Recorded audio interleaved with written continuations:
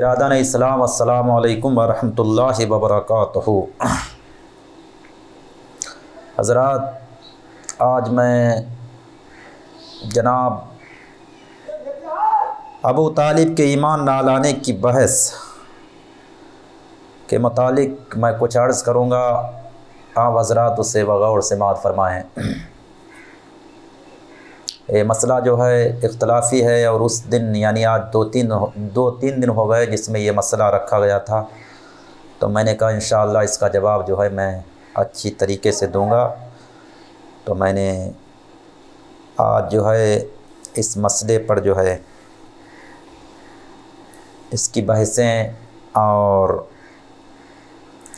مذہب ارواح کے مفسرین کے تصریحات، وہ تمام باتیں پہنچانی ہیں، آپ حضرات اس سے جو ہے بغور سماعت فرمائیں۔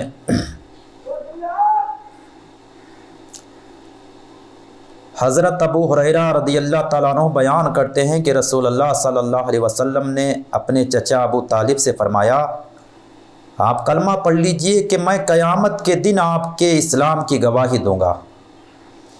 ابو طالب نے کہا، اگر مجھے قریش کی ان باتوں سے یار نہ ہوتا کہ ابو طالب موت سے ڈر کر مسلمان ہو گیا تو میں کلمہ پڑھ کر تمہاری آنکھیں ٹھنڈی کر دیتا۔ اسی وقت اللہ تعالیٰ نے یہ آیت نازل فرمائی، اِنَّکَ لَا تَهْدِی مَنْ أَحْبَبْتَ وَلَکِنَّ اللَّهَ یَهْدِی مَن یَشَاءُ۔ جب ابو طالب کی وفات کا وقت قریب آ پہنچا تو رسول اللہ صلی اللہ علیہ وسلم ان کے پاس تشریف لے گئے اور ان کو دعوت اسلام دی۔ غرغرہ موت اس وقت کو کہتے ہیں جب انسان کے بدن سے روح نکالی جاتی ہے، جب انسان اخروی معاملات کو دیکھ لیتا ہے، اس وقت ایمان لانا مقبول نہیں ہوتا۔ قرآن مجید میں ہے، اور ان لوگوں کی توبہ مقبول نہیں جو مسلسل گناہ کرتے رہتے ہیں، یہاں تک کہ جب ان میں سے کسی کو موت آئے تو کہتے ہیں میں نے اب توبہ کی، اور نہ ان کی توبہ مقبول ہے جو کفر پر مرتے ہیں۔ جب نبی صلی اللہ علیہ وسلم نے ابو طالب کو دعوت اسلام دی تھی تو اس پر یہ وقت ابھی نہیں آیا تھا، کیونکہ ابو طالب نے اس وقت نبی صلی اللہ علیہ وسلم اور کفار قریش سے کافی باتیں کی تھیں۔ ابو طالب کی وفات ہجرت سے 3 سال پہلے مکہ میں ہوئی۔ ابن فارس نے کہا ہے کہ جس وقت ابو طالب کی وفات ہوئی اس وقت رسول اللہ صلی اللہ علیہ وسلم کی عمر 49 سال 8 ماہ 11 دن تھی۔ ابو طالب کی وفات کے 3 دن بعد حضرت ام المومنین خدیجہ رضی اللہ تعالیٰ عنہا کی وفات ہو گئی۔ علامہ بوستانی ابی مالکی لکھتے ہیں، جب ابو طالب پر موت کی علامات ظاہر ہونے لگی تو نبی کریم صلی اللہ علیہ وسلم ان کے پاس تشریف لے گئے اور ابو طالب کو اسلام کی دعوت دی۔ علامہ خطابی نے کہا، ابھی رسول اللہ صلی اللہ علیہ وسلم حمل میں تھے کہ آپ کے والد فوت ہو گئے، پھر آپ کے دادا حضرت عبد المطلب نے آپ کی کفالت کی، اور جب وہ فوت ہو گئے تو آپ کے چچا ابو طالب نے آپ کی کفالت کی۔ ابو طالب آپ سے بہت محبت کرتے تھے اور آپ کی حفاظت کرتے تھے، اور قریش میں سے جو لوگ آپ کو ایذا پہنچانے کی کوشش کرتے ان سے مدافعت کرتے تھے۔ قریش نے یہ معاملہ کیا کہ وہ آپ کو ان کے حوالے کر دے، مگر ابو طالب نے انکار کر دیا۔ پھر قریش اور کفار مکہ نے یہ قسم کھائی کہ وہ بنو ہاشم کا بائیکاٹ کریں گے، ان سے خرید و فروخت کا کوئی معاملہ نہیں کریں گے، نہ ان کے ساتھ نکاح کریں گے۔ پھر شعیب ابو طالب میں ابو طالب اور بنو ہاشم 3 سال تک سخت تنگی میں بھوکے رہے، حتیٰ کہ اللہ تعالیٰ نے اس اعلان کے صحیفے کو ختم کر دیا۔ اس باب کی حدیث میں تصریح کہ ابو طالب کا خاتمہ شرک پر ہوا۔ سہیلی نے کہا ہے کہ میں نے مسعودی کی بعض کتابوں میں دیکھا ہے کہ ابو طالب کی موت ایمان پر ہوئی، لیکن یہ قرآن مجید کی آیات اور حدیث کی وجہ سے صحیح نہیں جو اس باب میں مذکور ہیں۔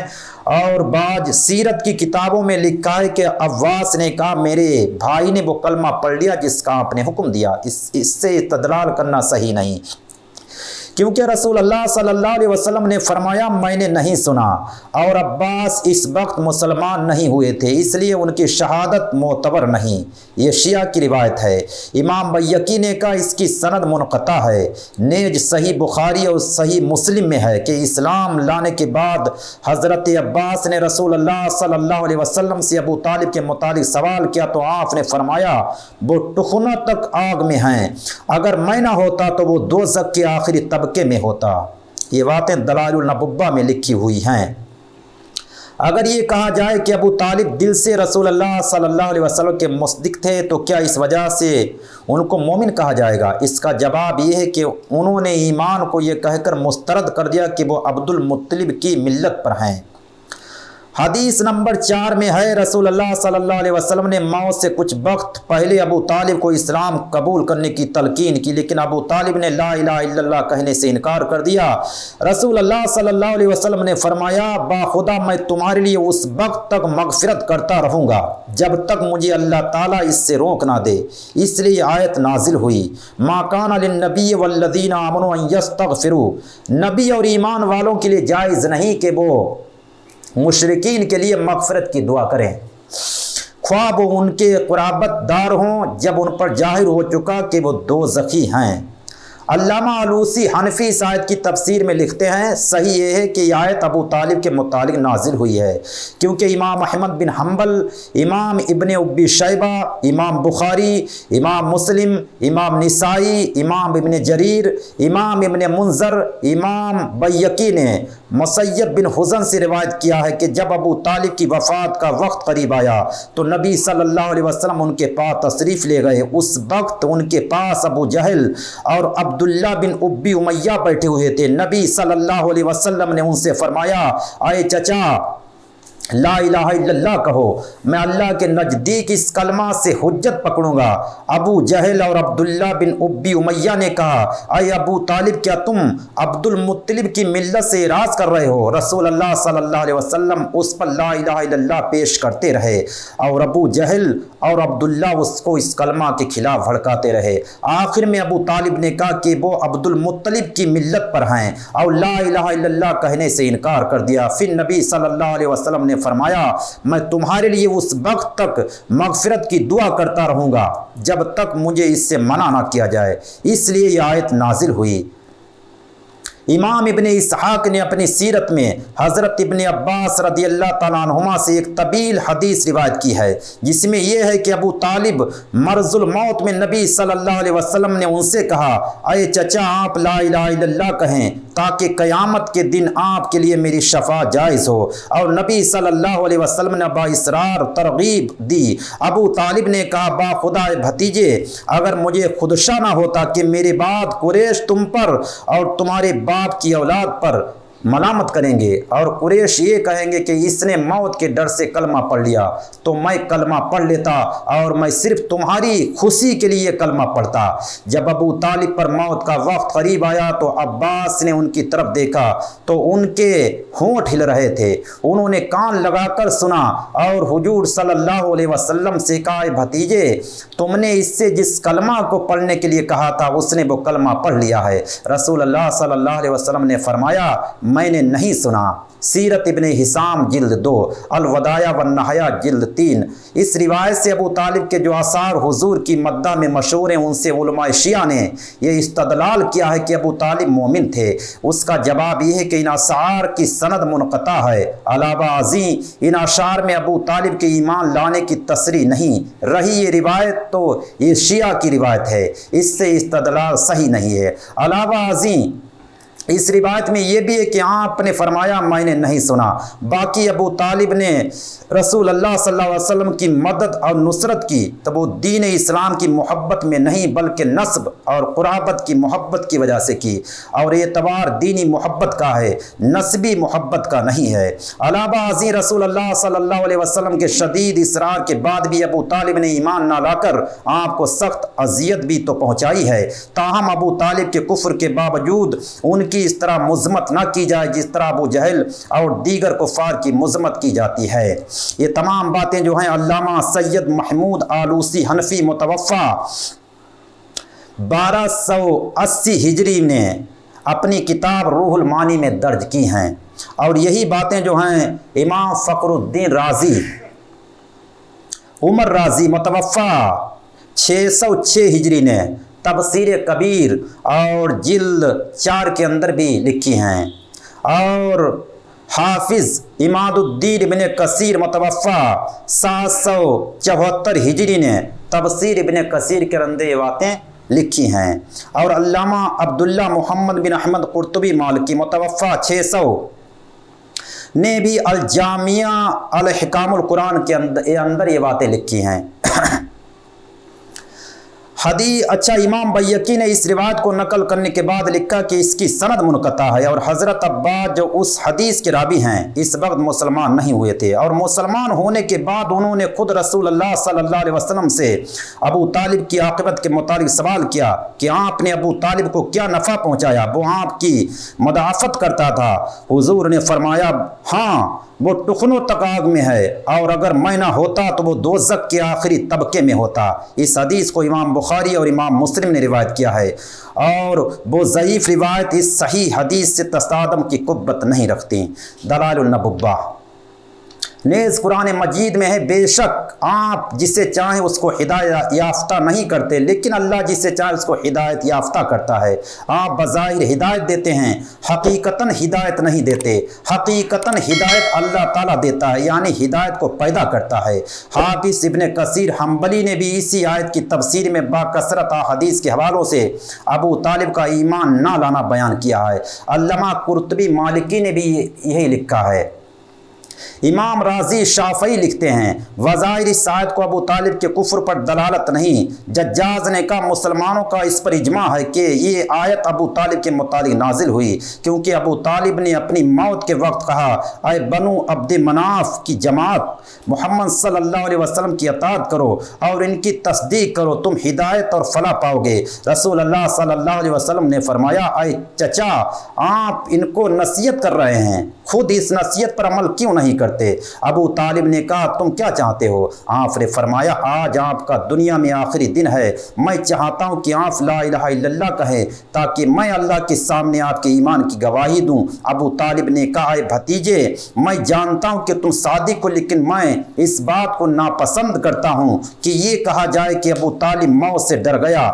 اگر یہ بات نہ ہوتی تو میں کلمہ پڑھ کر تمہاری آنکھوں کو ٹھنڈا کرتا، کیونکہ میں دیکھتا ہوں کہ تم بہت زیادہ نصیحت کرتے ہو اور بہت غم کھاتے ہو، لیکن میں ان قریب عبد المطلب، ہاشم اور عبد مناف کی ملت پر جان دوں گا۔ یہ باتیں جو ہے حافظ ابو البفا اماد الدین ابن کثیر حنبلی متوفہ 774 ہجری نے تفسیر ابن کثیر جلد 5 کے اندر لکھی ہوئی ہیں۔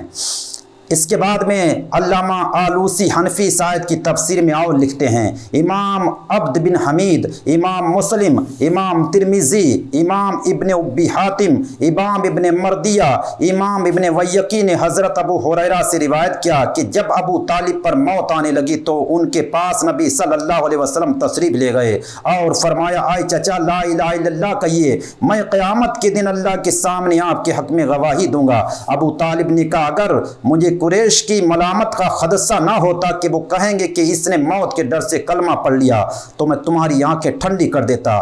اس وقت یہ آیت نازل ہوئی، انک لا تہدی من احببت ولکن اللہ یہدی من یشاء۔ امام بخاری، امام مسلم، امام احمد، امام نسائی اور دیگر ائمہ حدیث نے حضرت ابن عباس سے روایت کیا کہ آیت ابو طالب کے متعلق نازل ہوئی ہے۔ جب نبی صلی اللہ علیہ وسلم نے ابو طالب سے اسلام لانے کے لیے شدید اصرار کیا، امام ابن مردیہ نے بھی اس روایت کو حضرت ابن عباس سے روایت کیا۔ علامہ نووی شافعی نے لکھا ہے کہ تمام مسلمانوں کا اس بات پر اجماع ہے کہ آیت ابو طالب کے متعلق نازل ہوئی ہے۔ ابو طالب کے اسلام کا مسئلہ مختلف ہے، اور یہ کہنا کہ تمام مسلمانوں کا یا تمام مفسرین کا اس پر اجماع ہے کہ آیت ابو طالب کے متعلق نازل ہوئی ہے، صحیح نہیں، کیونکہ علماء شیعہ اور ان کے اکثر مفسرین کا یہ نظریہ ہے کہ ابو طالب اسلام لے آئے تھے، اور ان کا دعویٰ ہے کہ ائمہ اہل بیت کا بھی اس پر اجماع ہے، اور ابو طالب کے اکثر قصائد اسی پر شاہد ہیں، اور جن کا دعویٰ ہے کہ تمام مسلمانوں کا اس پر اجماع ہے کہ اس یہ آیت ابو طالب کے متعلق نازل ہوئی وہ علماء شیعہ کے اختلاف اور ان کی روایت کا اعتبار نہیں کرتے، تاہم ابو طالب کے اسلام نہ لانے کے قول کے باوجود ابو طالب کو برا نہیں کہنا چاہیے اور نہ ان کے حق میں یابہ گوئی کرنی چاہیے، کیونکہ اس سے سیدوں کو ایذا پہنچتی ہے اور یہ وعید نہیں کہ اس سے نبی صلی اللہ علیہ وسلم کو ایذا پہنچے۔ یہ باتیں علامہ سید محمود آلوسی حنفی متوفہ 1280 ہجری نے روح المعانی کے اندر بھی لکھی ہیں۔ علامہ قرطبی مالکی نے اس آیت سے ابو طالب کا ایمان نہ لانا ثابت کیا ہے اور قرآن اور حدیث سے باکثرت دلائل پیش کیے ہیں۔ اور امام رازی شافعی اس آیت کی تفسیر میں اور لکھتے ہیں، اس آیت کی تفسیر میں دو قول ہیں۔ بعض علماء نے کہا کہ کفار لوگوں کو نبی صلی اللہ علیہ وسلم کی تصدیق کرنے اور آپ کی رسالت کا اقرار کرنے سے روکتے ہیں اور خود بھی آپ سے دور رہتے ہیں۔ عطا اور مقاتل نے کہا یہ آیت ابو طالب کے متعلق نازل ہوئی ہے۔ امام رازی کے اتامرون الناس بالبر وتنسون انفسکم وانتم تتلون الکتاب، کیا تم لوگوں کو نیکی کا حکم دیتے ہو اور اپنے آپ کو بھول جاتے ہو حالانکہ تم کتاب پڑھتے ہو؟ تو کیا تم عقل نہیں رکھتے؟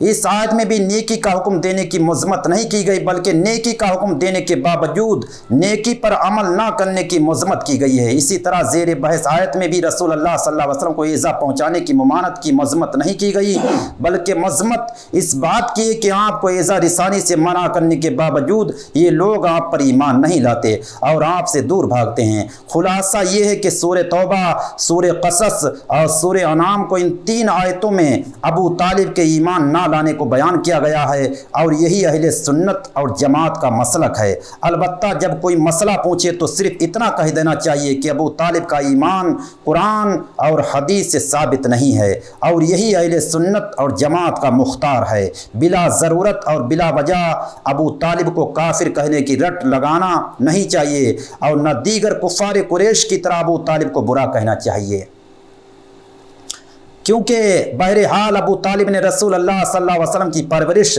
آپ کی حفاظت اور آپ کی مدافعت کی ہے اور نسبی قرابت اور ابو طالب کی خدمات کی وجہ سے رسول اللہ صلی اللہ علیہ وسلم کو ابو طالب سے بہت محبت تھی اور آپ آخر وقت تک ابو طالب کو مسلمان کرنے کی کوشش فرماتے رہے، لیکن تقدیر کا لکھا پورا ہو کر رہتا ہے۔ اب ہم ابو طالب کے ایمان نہ لانے کے متعلق حدیث بیان کریں گے۔ امام بخاری روایت کرتے ہیں، سید بن مسیب اپنے والد رضی اللہ تعالیٰ عنہ سے روایت کرتے ہیں کہ جب ابو طالب کو موت آنے لگی تو ان کے پاس رسول اللہ صلی اللہ علیہ وسلم تشریف لے گئے۔ آپ نے وہاں ابو جہل بن ہشام، عبداللہ بن ابی امیہ کو بیٹھے ہوئے دیکھا۔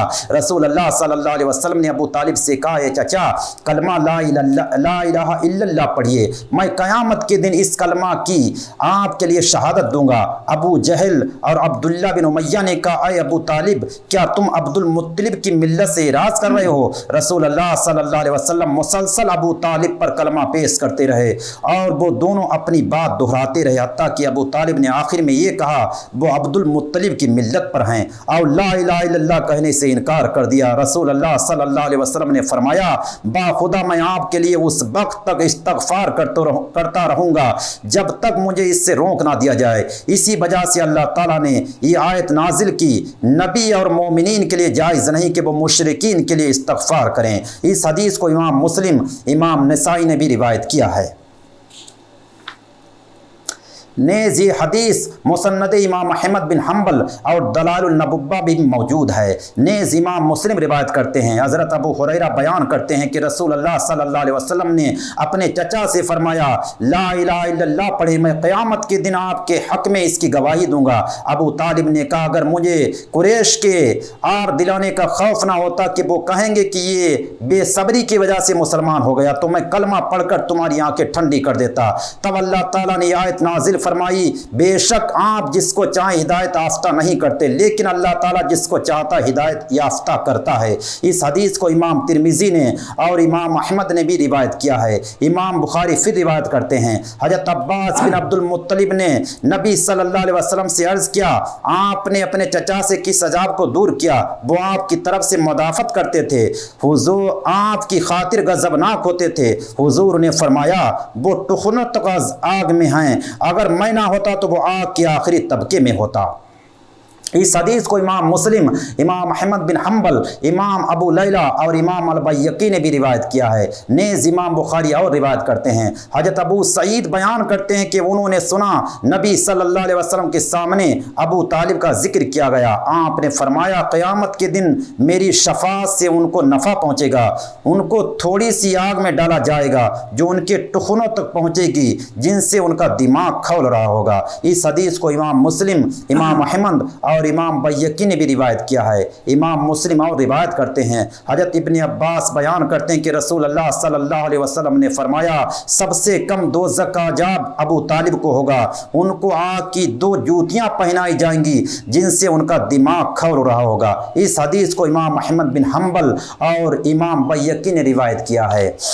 امام بخاری اور روایت کرتے ہیں، حضرت نعمان بن بشیر رضی اللہ تعالیٰ عنہ بیان کرتے ہیں کہ میں نے نبی صلی اللہ علیہ وسلم سے سنا قیامت کے دن دوزخ میں سب سے کم عذاب والا وہ شخص ہوگا جس کے پیروں کے تلبوں میں 2 انگارے ہوں گے جن سے ان کا دماغ اس طرح کھول رہا ہوگا جس طرح پیتل کی دیگچی میں پانی کھولتا ہے۔ اس حدیث کو امام مسلم نے، امام ترمذی نے اور امام دارمی نے بھی روایت کیا ہے۔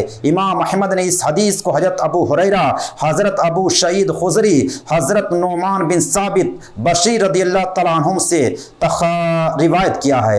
امام نسائی روایت کرتے ہیں، حضرت علی رضی اللہ تعالیٰ عنہ بیان کرتے ہیں میں نے نبی صلی اللہ علیہ وسلم سے عرض کیا آپ کا بوڑھا چچا فوت ہو گیا، اس کو زمین میں کون دفن کرے گا؟ حضور نے فرمایا جاؤ اپنے باپ کو زمین میں دفن کر دو۔ اس حدیث کو امام ابو داود، امام ابن ابی شیبہ، امام بیہقی نے بھی روایت کیا ہے اور امام احمد بن حنبل اور روایت کرتے ہیں۔ حضرت علی رضی اللہ تعالیٰ عنہ بیان کرتے ہیں کہ میں نبی صلی اللہ علیہ وسلم خدمت میں حاضر ہوا اور عرض کیا ابو طالب فوت ہو گئے۔ نبی صلی اللہ علیہ وسلم نے فرمایا جا کر ان کو دفن کر دو۔ میں نے عرض کیا وہ مشرک ہونے کی حالت میں فوت ہوا ہے۔ آپ نے فرمایا جا کر ان کو دفن کر دو۔ جب میں دفن کر کے نبی صلی اللہ علیہ وسلم کے پاس واپس آیا تو حضور نے فرمایا غسل کر لو۔ اس حدیث کو امام بیہقی نے بھی روایت کیا ہے اور امام ابن ابی شیبہ روایت کرتے ہیں۔ شعیبی بیان کرتے ہیں کہ جب ابو طالب فوت ہوئے تو حضرت علی رضی اللہ تعالیٰ عنہ نے نبی صلی اللہ علیہ وسلم کے پاس جا کر کہا آپ کا بوڑھا چچا جو کافر تھا وہ فوت ہو گیا ہے۔ امام بیہقی اور روایت کرتے ہیں، حضرت ابن عباس رضی اللہ تعالیٰ عنہما نے کہا قرآن مجید کی آیت اور وہ لوگوں کو انہیں ایذا پہنچانے سے منع کرتے ہیں خود ان سے دور رہتے ہیں ابو طالب کے متعلق نازل ہوئی تھی۔ وہ رسول اللہ صلی اللہ علیہ وسلم کو ایذا پہنچانے سے مشرکین کو منع کرتے تھے اور آپ کے لائے ہوئے دین سے دور رہتے تھے۔ قرآن مجید کی اول الآیات ذکر اور ثانی الذکر حدیث صحیحہ کی روشنی میں مذاہب اربعہ کے معروف علماء، فقہا، مفسرین اور جمہور اہل سنت کا یہ موقف ہے کہ ابو طالب کا ایمان ثابت نہیں۔ ہم نے عمدن ان تمام تصریحات کا ذکر نہیں کیا کیونکہ ہمارے لیے کوئی خوشگوار موضوع نہیں۔ رسول اللہ صلی اللہ علیہ وسلم کی بڑی خواہش تھی کہ ابو طالب ایمان لے آئیں، لیکن تقدیر کا لکھا پورا ہو کر رہا۔ یہ بہت نازک مقام ہے اور جو لوگ اس مسئلہ میں شدت کرتے ہیں اور ابو طالب کی ابو لہب اور ابو جہل کی طرح مذمت کرتے ہیں وہ رسول اللہ صلی اللہ علیہ وسلم کی دل آزاری کے خطرے میں ہیں۔ ہم رسول اللہ صلی اللہ علیہ وسلم اور آپ کے اہل بیت کی دل آزاری سے اللہ کی پناہ چاہتے ہیں۔ ہم اس بحث میں صرف اتنا کہنا چاہتے ہیں کہ قرآن مجید اور حدیث صحیحہ سے ابو طالب کا ایمان لانا ثابت نہیں اور یہ چیز ہم پر بھی اتنے گراں اور واسع رنج ہے جتنی اہل بیت کے لیے ہے۔ اس سے زیادہ ہم اس بحث میں کچھ لکھنا اور کہنا نہیں چاہتے اور نہ اس مسئلہ کی باریکی میں الجھنا چاہتے ہیں۔ بعض علماء اہل سنت نے ابو طالب کے ایمان کو ثابت کیا ہے، ہر چند کے یہ رائے تحقیق اور جمہور کے موقف کے خلاف ہے، لیکن ان کی نیک محبت اہل بیت ہے اس لیے ان پر طعن نہیں کرنا چاہیے۔ السلام۔